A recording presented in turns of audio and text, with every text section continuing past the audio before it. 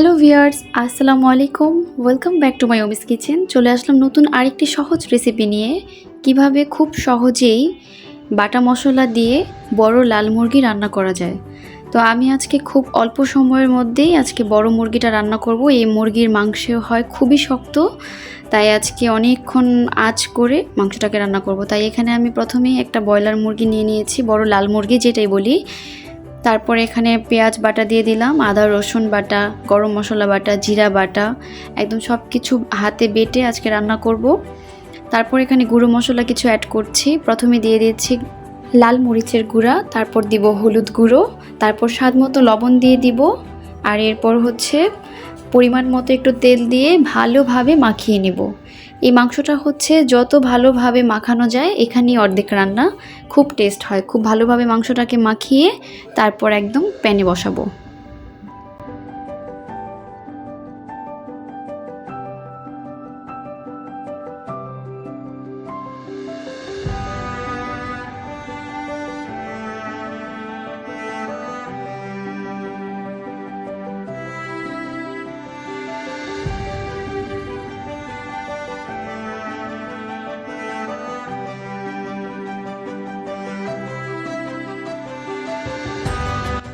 এরপর আগে থেকে একটি কড়াই আমি প্রিহিট করে নিয়েছি।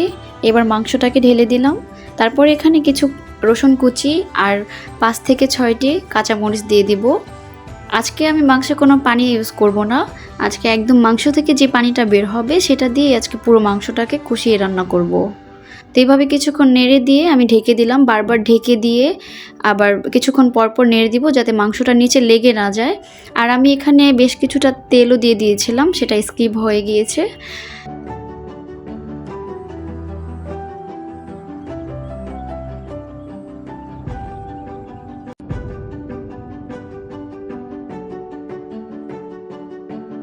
মাংস থেকে বেশ অনেকখানি পানি বের হয়েছে, আর ওই পানিটা দিয়েই আমি মাংসটাকে রান্না করে নিয়েছি।